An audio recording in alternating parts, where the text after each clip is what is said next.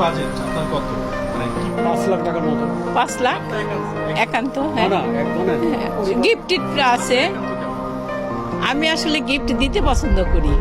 আমার জন্য খুব কম নিয়েছি, 20টা সালোয়ার কামিজ তো নিয়েছি এই পর্যন্ত। আমাদেরও কোনো বাজেটের কোনো লিমিট নেই, আনলিমিটেড বলে দিয়েছে বাসা থেকেই। এটা আসলে এটা কেনাকাটার উপরে। আমার ওয়াইফের যদি আবার 4 লাখ 5 লাখ টাকার স্বর্ণ কিনা লাগে ওই হিসাব, আর বাচ্চাদের যে যা যা প্রয়োজন তা কিনতেছে, আর সেই জন্য আমি কিনে দিতেছি সামর্থ্য অনুযায়ী। না নাই কোনোটাই, যতটুকু কিনতে পারে ততটুকু আমি আছি আর কি।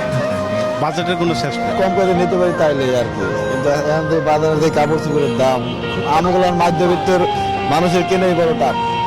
তারপর বাচ্চা করে সুখী শান্তিতে রাহার লেগে কিন্তু হইবে, এটা দাম বেশি হইলো কম হইলো কিন্তু হইবে। মানে পরিবার কিনে খুশি, আমিও খুশি। পরিবার খুশি থাকলে আমরাও খুশি থাকি, এই আর কিছু না। না আমার কোনো দরকার নাই, পরিবার সুখী থাকলে। কিনতে পারি না গে বাবা, এই আবার আইতাম না মার্কেটে। নাতিনেরা কান্নাকাটি করতেছে, 2 জোড়া জুতা নিতে আইছি আর 2টা ফারাক নিই। এখনো ফারাক কিনতে পারি না, 1 জোড়া জুতা কিনছি 350 টাকা দিয়ে, কম দামি।